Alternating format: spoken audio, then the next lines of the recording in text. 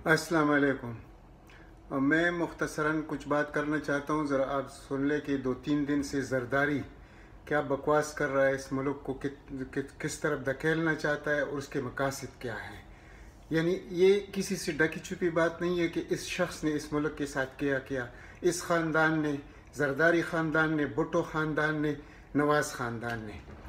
अब मैं कुछ पूछना चाहता हूँ हमारे सिक्योरिटी इदारों से कि जो इस मुल्क का जंग लड़ रहे हैं, जो रोज़ दिन रात ये शहीद हो रहे हैं, जो कुर्बानियाँ दे रहे हैं, इस शख्स को, इस नासूर को ज़रा देख लें कि ये थ्रेट कर रहा है अफवाज पाकिस्तान को, ये दुनिया की 5वीं बड़ी कुव्वत को। इस जैसा फ्राडी शख्स, करप्ट इंसान, यानी ये इस अफवाज पाकिस्तान को, आला अदलिया को ये टारगेट बना रहा है उस वक्त जब इसके सामने यानी अपनी मौत के अलावा कुछ इसको नज़र नहीं आ रहा। मौत मैं इसलिए कह रहा हूँ कि जो FIA की जो इन्वेस्टिगेशन, यानी ये 600 अरब रुपए तक पहुँचने वाली है ये, और इंशाल्लाह 22-23 दिसंबर को ये लोगों के सामने भी आ जाएगा ये सब कुछ, और ये इस आदमी ने अंदर जाना है। इस जैसा करप्ट इंसान, और सिर्फ ये करप्ट नहीं है, इसका पूरा ख़ानदान करप्ट है, इसका बेटा भी बचने वाला नहीं है, और वो हमारे सिक्योरिटी इदारों को, अफवाज पाकिस्तान को वो थ्रेट कर रहा है, आला अदलिया को थ्रेट कर रहा है, सिर्फ इसलिए कि इसके पैसों को, इसकी जो रिश्वत है, इसकी जो गंदगी इस शख्स ने की है, ख़ासकर सिंधियों के साथ, पाकिस्तान के साथ, इस पर पर्दा डाला जाए और इसको जाने दिया जाए मुल्क से। ये ख्वाब तो नवाज शरीफ फैमिली का भी है। और अब ये दोनों, यानी इनका ये नहीं है कि अभी नवाज शरीफ या जरदारी की मुलाकात नहीं हुई, इनकी दर्जनों बार मुलाकात हुई है। जब से ये मसले बने हैं दोनों के ऊपर, ये रोज़ मिलते हैं, सिर्फ हमें और आपको नज़र नहीं आ रहा, अंदरूनी खाना ये सब मिले हुए हैं। अब उसका नतीजा क्या निकल रहा है कि इतनी बड़ी कुव्वत अफवाज पाकिस्तान और आला अदलिया, यानी उनको ये थ्रेट कर रहा है और वो लोग खामोश हैं। मैं इसलिए ये बात कर रहा हूँ कि अगर इस तरह खामोश रहना है तो ये एक जरदारी नहीं है, आगे जाके कितने ये 2-2 टक्की की जो लीडर है, और जो हमारे मीडिया में जो भी बैठे हुए चंद खंजीर लोग हैं, ये लोगों को दिल मिल रहा है, ये कल पाकिस्तान के दिफा को भी नुकसान पहुंचा सकते हैं। ये गरीब आवाम को जिस तरह पहुंचा रहे हैं, और इससे बढ़कर जो कुछ ये करेंगे वो सोचने से भी दूर की बातें हैं। मैं इसलिए कह रहा हूँ कि अगर इसका इलाज इस वक्त फौरी न किया जाए तो इसका बहुत नुकसान उठाना पड़ेगा। इनका मकसद क्या है कि पहली दफ़ा मेड इन पाकिस्तान गवर्नमेंट आई है जी, किसी से छुपी हुई बात है नहीं, सब दुनिया को मालूम है। अगर जैसे ये बकवास कर रहा है कि इसको लाए तो हमें ले आते, भाई इसको कौन लाया? अगर इसको लाने वाले थे तो क्या वो लाने वाले, उनकी इतनी कुदरत थी तो वो 116 सीट इसको देते या 147 तो दे देते कम अज़ कम। तो ये जो तो बकवास हम सुन रहे हैं रोज़, तो मैं अपील करता हूँ आप लोगों से कि आप शुरू हो जाए सोशल मीडिया पर इन अफराद के ख़िलाफ़, और सुप्रीम कोर्ट को जगाएं, अफवाज पाकिस्तान को, अगर उन्होंने सत्तू पिया हुआ है और उनको नज़र नहीं आ रहा तो उनको भी जगाएं। मेरा मकसद ये है, क्योंकि देखिए जो मौजूदा क़यादत है, अगर इसमें कोई डिस्टर्बेंस हुआ इस वक्त तो ये पाकिस्तान की किसी फ़ायदे में नहीं जाएगा। ये मुल्क जो इस वक्त अंधेरों में है, तबाही के दाने पे खड़ा है, और एक उम्मीद हो चली है कि इंशाल्लाह ये आगे इस क़यादत के होती हुई इंशाल्लाह इस भंवर से ये निकल जाएंगे और ये किसी अच्छी तरफ गामज़न हो जाएंगे, और उम्मीद है अल्लाह से कि ऐसा ही होगा। लेकिन अगर इसमें इन लोगों को कामयाबी हुई जो इनके मकासद है इस वक्त, तो फिर आप उस नक्शे को ज़रा सोच लें कि हमारे आसपास हमारे दुश्मन क्या सोच रहे हैं, हमारे साथ क्या करने वाले हैं, उस पर ज़रा गौर करना चाहिए। तो ये 2 टक्की की जो लीडर हैं, ये जरदारी, ये कहाँ से लीडर बना? आखिर ये है कौन? ज़रा ये देख, ये तो वो कैपरी सिनेमा, वो क्या नाम था उधर, प्रिंस सिनेमा था या कैपरी कराची में, ये तो उसका मैनेजर था। इसका बाप भी दुनिया का मालूम है वो कौन था।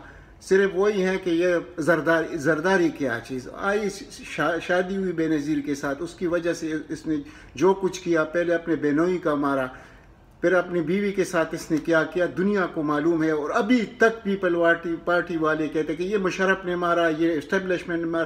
کسی نے نہیں مارا, خدا کے بندو اسی شخص نے مارا ہے. آپ انسان ہے یا حیوان ہے؟ اگر اتنا سمجھ آپ لوگوں میں نہیں ہے تو آپ سیاست کرتے کیوں ہیں؟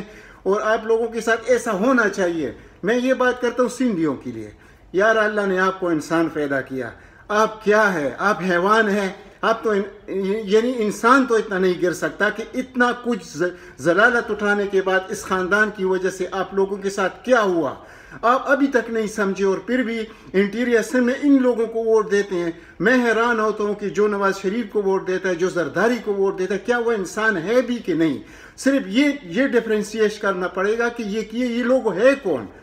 اور اسی طرح ان کے ساتھ ان کے جو طوطے ہیں میڈیا میں بیٹھے ہوئے, میں ان کی ضمیر پر حیران ہوں کہ ان کا خیر ضمیر تو نام کا تو کوئی چیز ان کے پاس ہے نہیں, لیکن ذرا سوچیں انسان کہ انسان اتنا بھی گر سکتا ہے کہ اس کے بعد بھی ان لوگوں کی حمایت کرے.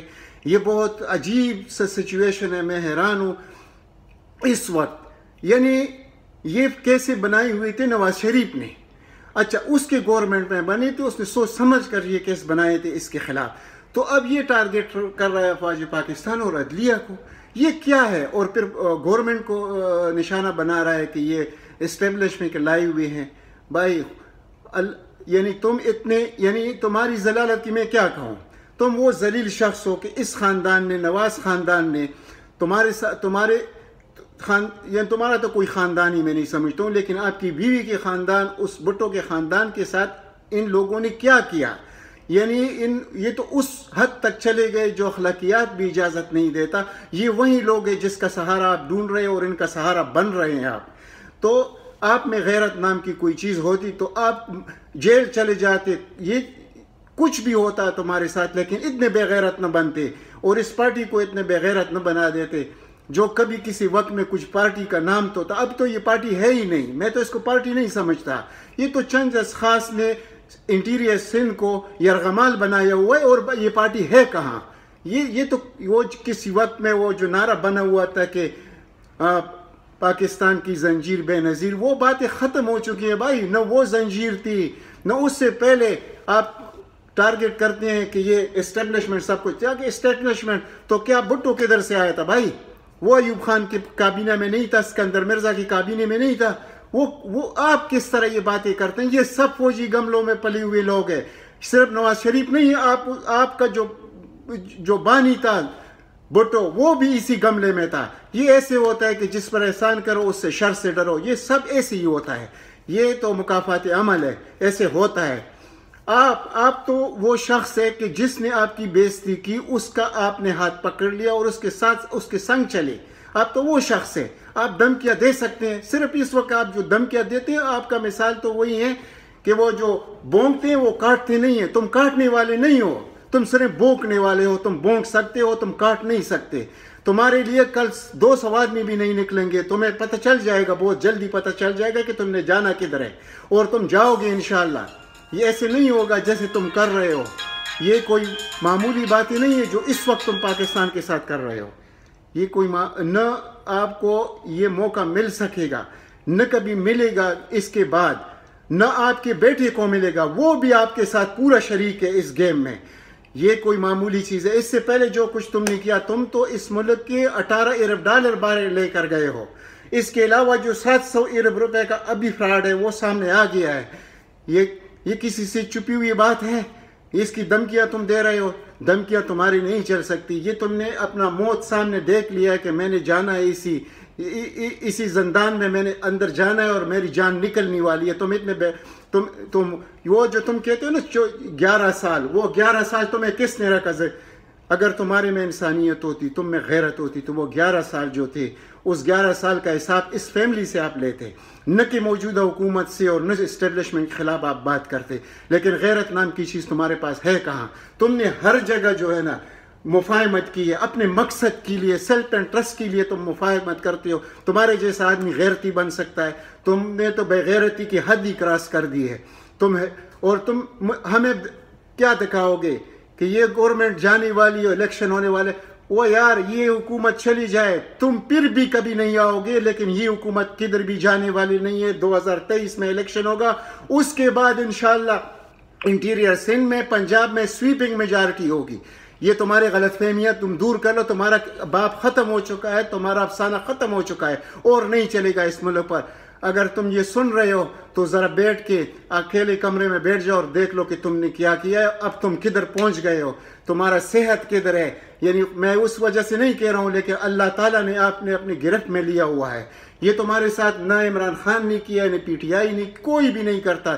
جو تمہارے اس وقت جو تمہارے ہمدرد بنی ہوئے ہیں، جو تمہیں ہر وقت یوز کرتے ہیں، جس طرح پہلے یوز کیا گیا تمہیں، جس طرح تم نے اینٹوں سے اینٹوں والے بجانے والی بات کی، پھر تو وہ تم سے یار ملنا نہیں چاہتے تھے۔ غیرت انسان کی ہوتی ہے تو تم آج پھر اس کی کہنے پر اس طرح کرتے۔ لیکن وہی بات ہے کہ کرپٹ آدمی میں، بے ایمان آدمی میں غیرت نہیں آ سکتی۔ آپ غیرت ہو، آپ کی کوئی غیرت ہے ہی نہیں، نہ آپ میں غیرت آ سکتی ہے۔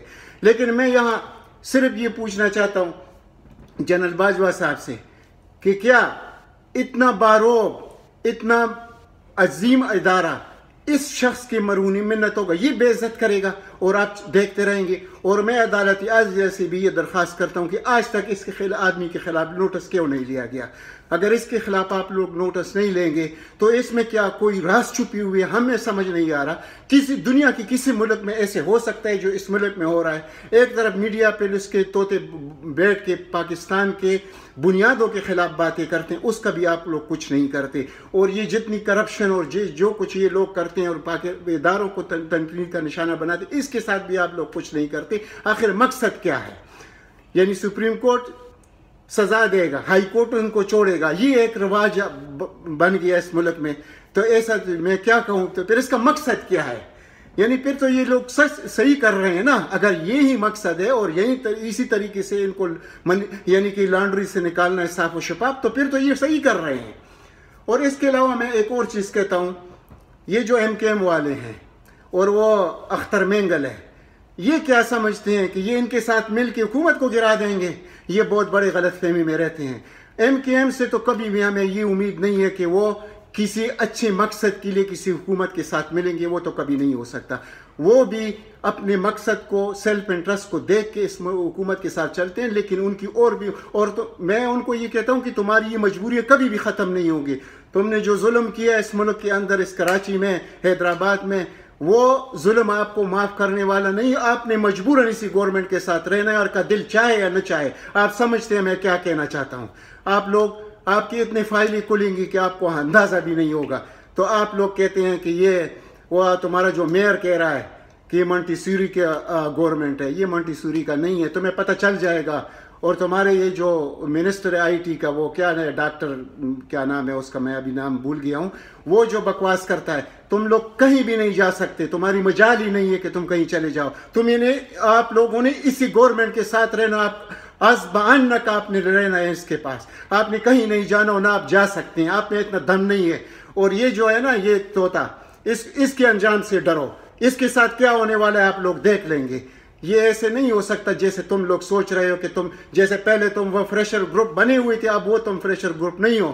اور اتنی اکثریت ہے اس گورنمنٹ کے بعد کہ آپ کے علاوہ بھی یہ رہ سکتی ہے، اور اگر نہ بھی رہے لیکن آپ لوگوں کے لیے کوئی رائے نجات نہیں ہوگا۔